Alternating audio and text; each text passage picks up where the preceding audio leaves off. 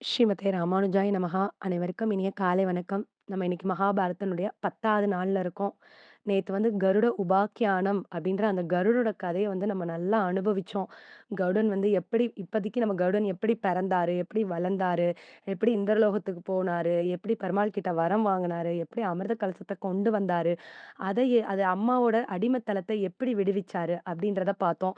அப்புறம் ஆதிசேஷனுக்கு எப்படி வந்து வரங்கள்லாம் கிடைச்சது? 2 பேரும் பகவானுக்கு அணுக்கத் தொண்டர்கள். அணுக்கத் தொண்டர்கள்னா ரொம்ப நெருக்கமான தொண்டர்களா எப்படி ஆனாங்க? அப்படின்ற கதை வரைக்கும் நம்ம வந்து பார்த்திருந்தோம். இப்ப இந்த கருடன், பாம்பு, ஆதிசேஷன் இது எல்லாமே வந்து சைடு கதை தான். மெயின் கதை கிடையாது. மெயின் கதை நம்ம இன்னும் எந்த இடத்துல நிக்கிறோம் அப்படின்னு பார்த்தீங்கன்னா, சர்ப்பசத்திர யாகத்துக்கு ஆஸ்திகர் வந்து அந்த பாம்புகள காப்பாத்துனாரு, நிப்பாட்னாரு. இந்த ஆஸ்திகர் யாரு? அதத்தான் நம்ம பார்க்கணும் இன்னைக்கு. இன்னைக்கு அந்த ஆஸ்திகர் யாருன்னு பார்த்தீங்கன்னா, அவருக்கு ஒரு 2 தலைமுறைக்கு முன்னாடி நம்ம வந்து போயாகணும். இப்போ நம்ம பாம்புகளுக்கெல்லாம் சாபம் ஏற்பட்டுச்சுன்னு நம்ம பார்த்தோம் இல்லைங்களா? முக்கியமான பாம்புகள், நம்ம நெறைய பாம்புகளோட பேர்லாம் கேள்விப்பட்டிருப்போம். தெரிஞ்ச பாம்புகள மட்டும் சொல்றேன். வாசுகின்ற பாம்பு நம்மளுக்கு தெரியும். கார்கோடகன்ற பாம்பு நமக்கு தெரியும். இந்த தட்சகன்ற பாம்பு வந்து நமக்கு தெரியும். இந்த மாரி முக்கியமான பாம்புகள் எல்லாமே வந்து பார்த்தீங்கன்னா, இந்த கத்ருவோட குழந்தைகளா தான் இருந்திருக்காங்க. அப்போ இந்த பாம்புகள்ல அதுல ஒன் ஆஃப் த பாம்பு தான் ஆதிசேஷனும். ஆதிசேஷனுக்கு தவம் இருந்து ஒரு நற்கதி கிடைச்சு போயிட்டாரு. இதுல இன்னொரு நல்ல பாம்பும் இருக்கு. அந்த பாம்பு தான் யாருன்னு பார்த்தா, வாசுகி அப்படின்ற பாம்பு. வாசுகின்ற பேர வச்சு அது பெண் பாம்புன்னு நெனச்சிராதீங்க. அது ஆண் பாம்பு தான். ஆண் பாம்புக்கு தான் பேரு வாசுகி. இந்த ஆண் பாம்பு வந்து என்ன செய்யுதாம், அதுக்கு ரொம்ப வருத்தமா இருக்கு. ஐயோ! இந்த மாதிரி நம்ம கூட பிறந்தவங்களுக்கெல்லாம் இப்படி அழிஞ்சு போணுன்ற மாரி ஒரு இதாயிருதே. இதுக்கு நம்ம ஏதாவது ஒண்ணு பண்ணி ஆகணுமே! அப்படின்னு வந்து நெனைக்குதாமா, இந்த வாசுகி பாம்பு வந்துட்டு. அப்போ பிரம்மா கிட்ட பிரார்த்தனை பண்ணுது இந்த வாசுகி பாம்பு வந்து. அப்போ பிரம்மா வந்து பிரத்யட்சமாகி என்ன சொல்றாராம், "நீ வந்து வாசுகி, நீ வந்து ரொம்ப நல்லவன். நீ வந்து தேவர்களுக்கெல்லாம் வந்து பல விதமா வந்து உதவி செஞ்சிருக்க. அந்த உதவிக்கு பலனா நான் வந்து உனக்கு ஒரு வரம் தரேன்." அப்படின்னு பிரம்மா வந்து சொல்றாராம். இந்த வாசுகி என்ன உதவி செஞ்சுச்சு தேவர்களுக்கு அப்படின்னு பார்த்தா, அதுக்கு ஒரு சைடு கதை போது. அத டக்குன்னு 2டே நிமிஷத்துல முடிச்சிடலாம். ஏன்னு கேட்டீங்கன்னா, எல்லாத்துக்கும் தெரிஞ்ச கதை தான் அது வந்துட்டு.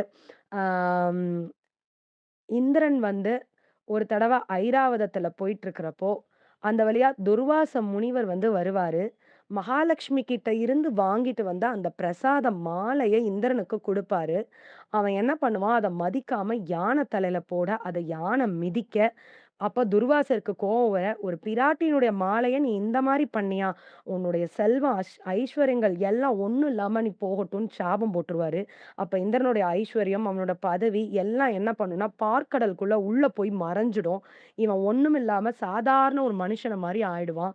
அப்போ எல்லா துன்பங்களையும் அனுபவிச்சு, அதுலருந்து மீளணும் அப்படின்றக்காக தன் தப்ப உணர்ந்து, ஆ பெருமாள் கிட்ட வந்து சரணாகதி அடைவான். அப்ப பெருமாள் சொல்லுவாரு, "இதுக்குரிய யார் சாபம் போட்டாங்களோ, அவங்க தான் வந்து இதுக்கு ரிலீஃப் சொல்லணும்." அப்படின்னு சொன்னோனே, அப்ப துர்வாசர்ட்ட கேட்டோனே, பெருமாள் பார்த்து, "உனக்கு என்ன செஞ்சாலும் நான் அத ஒத்துக்கிறேன்." அப்படின்ருவாரு.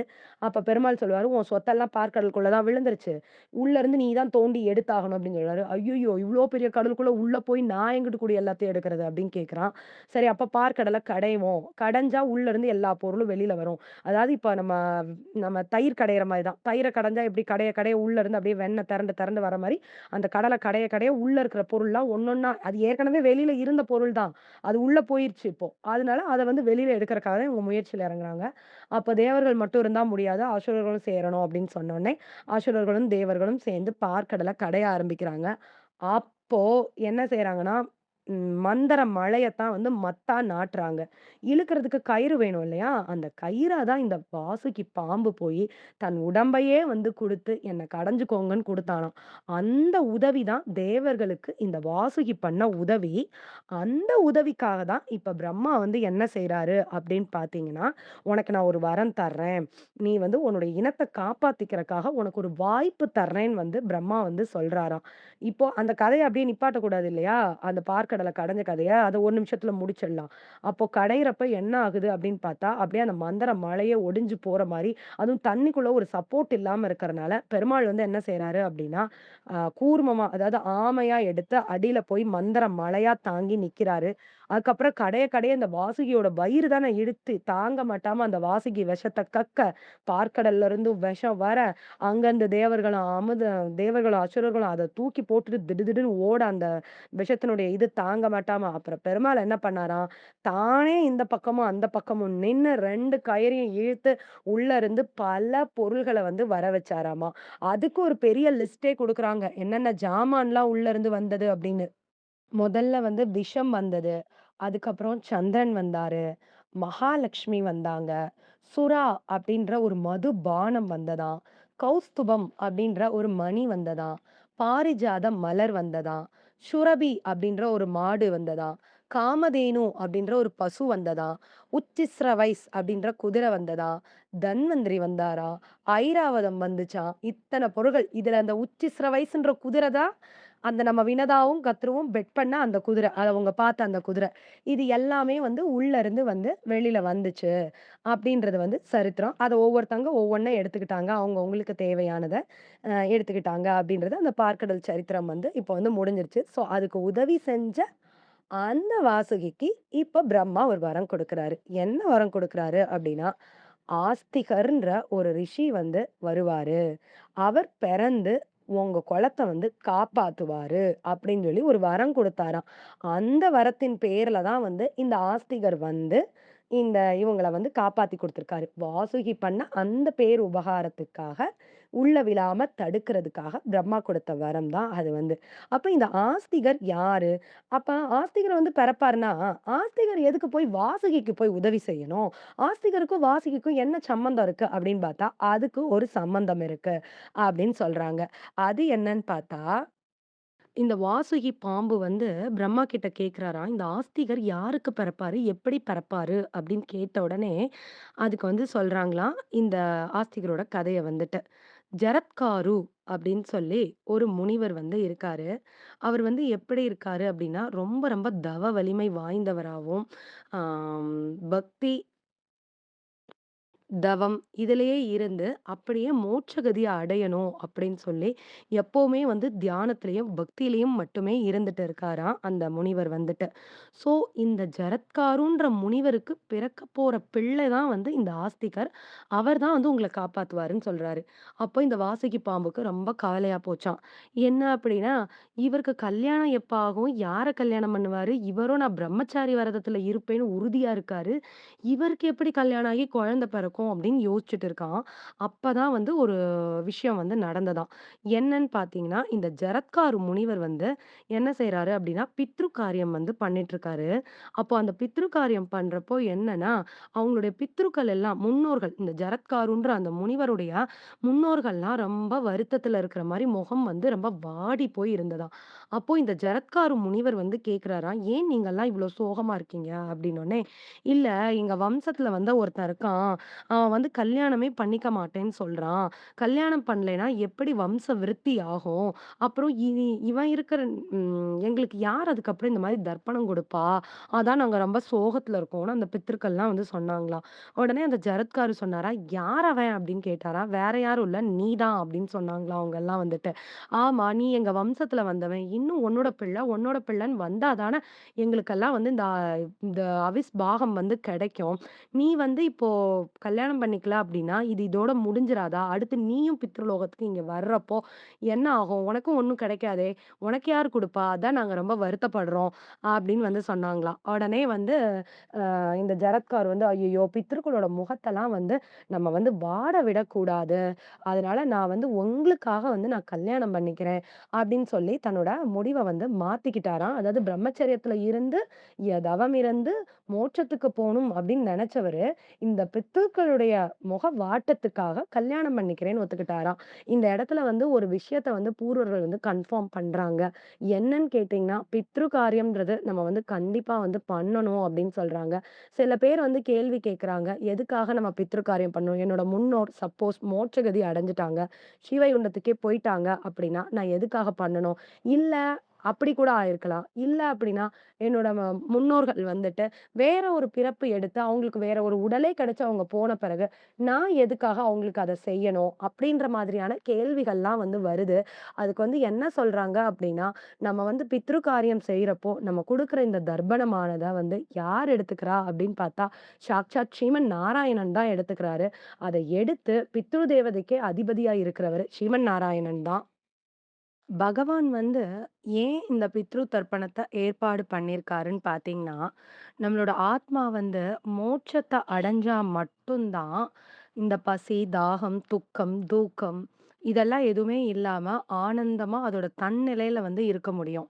அத தவிர மற்ற எந்த இடங்கள்ல இருந்தாலுமே, இந்த தொல்லையும், துயரமும் இருந்துட்டு தான் இருக்கும். அதே மாரி ஆத்மா வந்து அழிவில்லாதது. ஒரு ஃபார்ம்லேருந்து இன்னொரு ஃபார்முக்கு தான் மாறும் அப்படின்னு நம்ம ஏற்கனவே வந்து அந்த ப்ரீ கோர்ஸ்ல வந்து நம்ம வந்து பார்த்தோம். ஸோ, அப்போ இந்த ஆத்மா இந்த கூட்ட விட்டு போனா கூட, இந்த பசி இதெல்லாம் இருக்க தான் செய்யும். அப்போ அந்த மாதிரி இருக்கிறவங்களையும் எப்படி நிறைக்கிறது? அவங்களுடைய பசிய யார் போக்குறது? அப்படின்னு பார்த்தா, இதே ஜீவராசிகள் தான். ஒருத்தருக்கு பகவான் வந்து எல்லா ஜீவராசியும் படைச்சதே வந்து, ஒருத்தருக்கொருத்தர் உதவி செஞ்சு சந்தோஷமா வாழணும் அப்படின்றதுக்காக தான். அப்போ இந்த உடல் கிடைச்ச இந்த ஜீவாத்மாக்கள்லாம் நம்ம ஏதோ நம்மளோட பசி, தாகத்தெல்லாம் தீர்த்துக்கிறோம். ஆனா இந்த உடம்பு கிடைக்காம இருக்கிறவங்க எத்தன பேர் இருக்காங்க? அப்போ அவங்களுக்குரியத நம்ம தான் செய்யணும் அப்படின்றதுனால தான், நீ வந்து பித்ரு தர்ப்பணம் செய். அட்லீஸ்ட் உன்னோட அப்பா, அவங்க அப்பா, அவங்களுக்கு மட்டுமாவது அட்லீஸ்ட் வந்து செஞ்சா, ஓரளவுக்கு அவங்க சாட்டிஸ்ஃபை ஆவாங்க. ஸோ, அதாவது எல்லாருமே வந்து நல்லா இருக்கணும் அப்படின்ற ஒரு எண்ணத்துல தான் வந்து பகவான் வந்து இந்த மாதிரி வந்து ஒரு ஏற்பாட்டையே பண்ணி வச்சிருக்காரு. எப்படி உயிரோட இருக்கிற வரைக்கும் நம்மள பெத்தவங்கள பார்க்கறது நம்மளோட கடமையோ, அதே போல அவங்க காலத்துக்கு பிறகும் கூட அவங்களுக்கு நம்ம விசுவாசமா இருக்க வேண்டியது ஒரு நல்ல பண்பு அப்படின்றத தான் நம்ம இதுல வந்து சொல்லிக் குடுக்குறாங்க. இது ஒரு விஷயம். இன்னொன்னு என்னன்னு பார்த்தீங்கன்னா, நான் சொன்னேன் இல்லைங்களா? நெறைய பேருக்கு டவுட் வருது அப்படின்னு சொல்லிட்டு. அப்போ இப்ப என்னோட பித்ரு இருக்காங்க. என்னோட அப்பாவோ, இல்ல தாத்தாவோ யாரோ ஒருத்தவங்க, தாத்தா முன்னாடி உள்ளவங்க. அப்போ அவங்க வந்து வேற ஒரு கூட்டுக்குள்ள போயிட்டாங்கன்னா, நான் இங்க குடுக்குறது அவங்களுக்கு எப்படி போய் சேருமா? அப்படின்னு கேட்டீங்கன்னா, கண்டிப்பா சேரும்ன்னு சொல்றாங்க. அந்த அந்த ஆத்மா வந்து ஒரு பிளான்ட்டுக்குள்ள இருந்தாலும் சரி, இல்ல அனிமல்க்குள்ள இருந்தாலும் சரி, இல்ல இன்னொரு மனுஷனுக்குள்ளேயே இருந்தாலும் சரி, அவங்களோட தேவை என்னவோ அந்த ஃபார்ம்ல அது வந்து மாறிருமாம். இப்ப நீங்க இங்க பித்ரு தர்ப்பணம் குடுக்குறீங்க. உங்க முன்னோர்கள்ல யாரோ ஒருத்தவங்க வந்து ஏதோ சிங்கமா இருக்காங்க, புலியா இருக்காங்க அப்படின்னா, அந்த சிங்கத்துக்கு அன்னைக்குரிய நீங்க இங்க குடுக்கக்கூடிய உணவு, அந்த சிங்கத்துக்கு அங்க கண்டிப்பா வந்து கிடைக்குமாம். இல்ல அவங்க வந்து ஒரு சொர்க்கலோகத்துல இருக்காங்க. உங்க முன்னோர் வந்து ரொம்ப நல்லவங்க, சொர்க்கத்துல இருக்காங்க அப்படின்னா, அங்கேயும் இது போயி, இன்னும் அவங்களுக்கு ஆட் ஆனா பலத்த ஏற்படுத்தி குடுக்கும். இல்ல வேற எங்க இருந்தாலும் சரி, இல்ல பகவான் திருவடிக்கே மோட்சத்துக்கே போயாச்சு. இங்கேயே கிடையாது. இந்த லோகத்திலே கிடையாது. அப்படின்னா கூட, அது வந்து பகவான் நாராயணனுடைய திருவடிக்கு போயி, அது வந்து சேர்ந்துருமாம். அதனால ஒரு மனுஷன் அப்படின்னு இருந்தா, கண்டிப்பான முறையில பித்ருக்கள வந்து திருப்திப்படுத்த வேண்டியது அவசியம். அப்படின்றத பகவான் வந்து ஏற்படுத்தி வச்சிருக்கிறாரு. சில இதுல வந்து பித்ரு சாபம் இருக்கு. அந்த மாரிலாம் சொல்றாங்க இல்லைங்களா? அதெல்லாம் நம்ம பித்ருக்கள் வந்து ஒரு நாளும் கோபமே படமாட்டாங்களாம். நம்ம வந்து செய்யாட்டினாலுமே வந்து அவங்க வருத்தமே படமாட்டாங்களாம். நம்மள வந்து கர்ஸ் பண்ணலாம் மாட்டவே மாட்டாங்களாம். அப்புறம் ஏன் நம்ம முன்னோர்கள் செஞ்ச அந்த பித்ரு சாபம்ன்னு சொல்றாங்கன்னு பார்த்தா, நம்ம கடமைய சரியா செய்யாம, இப்படி பிற உயிருக்கு நம்ம துன்பம் குடுக்கறனால, அதனால பகவான் தான் வந்து கோவம் அடைவாராம். "ஏன் இப்படி சொல்லியும் கூட நீ செய்யாம இப்படி இவங்களலாம் கஷ்டப்படுத்துறியே!" அப்படின்னு சொல்லி பகவான் தான் கோவப்படுவாரே ஒழிய, அதுவும் பகவான் வந்து எதுக்காக கோவப்படுறாரு? தான் படைச்ச இன்னொரு உயிர் படுற கஷ்டத்த பார்க்க முடியாம தான் அவர் வந்து கோபப்படுறாரு. அதுதான் பித்ரு சாபமா மாறுதே தவிர, நம்ம பித்ருக்கள் யாருமே வந்து இது பண்ண போறதே கிடையாது அப்படின்னு சொல்றாங்க. அதனால கண்டிப்பா வந்து பித்ரு தர்ப்பணம் வந்து குடுக்கணும் அப்படின்றத இந்த இடத்துல நம்ம பூர்வர்கள் வந்து ரொம்ப வலியுறுத்தி சொல்றாங்க. அதனால இந்த விஷயத்த வந்து இங்க கன்வே பண்ணேன். இப்ப அதே மாரி இந்த ஜரத்காரு இப்ப நம்ம கதையில எந்த இடத்துல இருக்கோம்னா, ஜரத்காரு கல்யாணம் பண்ணிக்க மாட்டேன். நான் வந்து மோட்சத்துக்கு போணும்னு இருக்கிறவரு, தன்னோட முன்னோர்களோட வருத்தத்த பார்த்து கல்யாணம் பண்ணிக்கிறேன் அப்படின்னு ஒத்துக்கிறாரு. ஆனா என்ன அவரு ஒரு ட்ரிக் பண்றாரு அப்படின்னு பார்த்தீங்க அப்படின்னா, அந்த முன்னோர்கள் கிட்டயே சொல்றாராம், "நான் வந்து 2 கண்டிஷன் வச்சிருக்கேன். இந்த 2 கண்டிஷனுக்கும் சரின்னு சொல்ற பொண்ண தான் நான் வந்து கல்யாணம் பண்ணிக்குவேன்." அப்படின்னு வந்து சொல்றாராம். உடனே வந்துட்டு, "என்ன அது கண்டிஷன்?" அப்படின்னு பார்த்தா, இவர் பேரு ஜரத்காரு இல்லையா? அதனால என் பேரு ஜரத்காருன்ற மாரி, என் பேர்லயே பொண்ணும் இருக்கணும். அந்த பொண்ணுக்கும் பேரு ஜரத்காருன்னு தான் இருக்கணும். அப்படின்னா தான் நான் கல்யாணம் பண்ணிக்குவேன். இல்லன்னா நான் கல்யாணம் பண்ண மாட்டேன். அப்படின்னு சொல்றாராம். 2வது கண்டிஷன் என்ன போட்டாரு அப்படின்னு பார்த்தீங்க அப்படின்னா, நான் யார்கிட்டயும் போய் எனக்கு பொண்ணு குடுங்கன்னு கேட்கவே மாட்டேன். அவங்களா வந்து என் பொண்ண கட்டிக்கோன்னு என்கிட்ட வந்து சொன்னா மட்டும் தான் நான் கல்யாணம் பண்ணிக்குவேன் அப்படின்னு சொன்னாராம். அதாவது இவரோட பேரே ஜரத்காருன்ற பேரே இருக்கணும். பொண்ணு குடுக்குறவங்க அவங்களே வந்து இவருக்கு பொண்ணு குடுக்கணும். இவர் போய் யார்கிட்டயும் கேட்க மாட்டாரு. இந்த 2 கண்டிஷனுக்கு சரின்னு சொன்னா, நான் வந்து கல்யாணம் பண்ணிக்கிறேன். அப்படின்னு வந்து சொல்றாராம். இவருக்கு என்ன ஐடியா அப்படின்னா, நம்ம யாராவது இவர் பேரு ஜரத்காரு. இவர் ஒரு ஆணு. பெண்ணுக்கும் போய் யாராவது ஜரத்காருன்னு பேர் வைப்பாங்களா? கண்டிப்பா இருக்கவே மாட்டாங்க. அப்படியே இருந்தா கூட, நம்மளே ஒரு சன்னியாசி மாரி இப்படியே காட்டுலயும், தவமும் இருந்துட்டு இருக்கோம். நமக்கெல்லாம் யார் வந்து பொண்ணு குடுக்க போறா? அதனால நம்மளுக்கு கல்யாணம்ன்றது நடக்காது. இது வந்து என்னன்னா, அவங்க அவங்க பார்வைக்கு நான் கல்யாணம் பண்ணிக்கிறேன்னு ஒத்துக்கிட்டதா ஆகும். அப்ப அவங்க வந்து மனசு வந்து தேறிருவாங்க. சரி, இவன் வந்து ஒத்துக்கிறான். ஆனா அது கல்யாணம் தான் ஆகல போல. பாவம் அவன் என்ன செய்வான்? அப்படின்னு சொல்லி இவர் மேல பிழை வராது அப்படின்றதுக்காக இந்த மாரி ஐடியா பண்ணி பண்ணியிருக்கிறாரு. இப்ப நம்ம இதோட இன்னைக்கு கதைய நிறுத்திக்கலாம். நாளைக்கு இந்த ஜரத்காருக்கு பொண்ணு கிடைச்சதா? கிடைக்கலையா? என்ன ஆச்சு? அப்படின்றத பார்க்கலாம். இப்ப நம்ம இன்னைக்கு என்ன பார்த்துருக்கோம் அப்படின்னு பார்த்தீங்கன்னா, வாசுகி பாம்பு வந்து தன் குலத்துக்கு ஏற்பட்ட சாபத்த போக்குறக்காக பிரம்மாட்ட பிரார்த்தனை பண்ண. பிரம்மா வந்து ஆஸ்திகர்ன்னு ஒருத்தர் பிறப்பாரு. உங்க குலத்த காப்பாத்துவாரு அப்படின்னு சொல்றாரு. அப்போ இது எதுக்காக உன்ன காப்பாத்துவார்ன்னா, நீ வந்து தேவர்களுக்கு பாற்கடல கடையிறப்ப செய்ற உபகாரத்துக்காக தான் உனக்கு இந்த வரம் வந்து நான் தரேன் அப்படின்னு சொல்றாரு.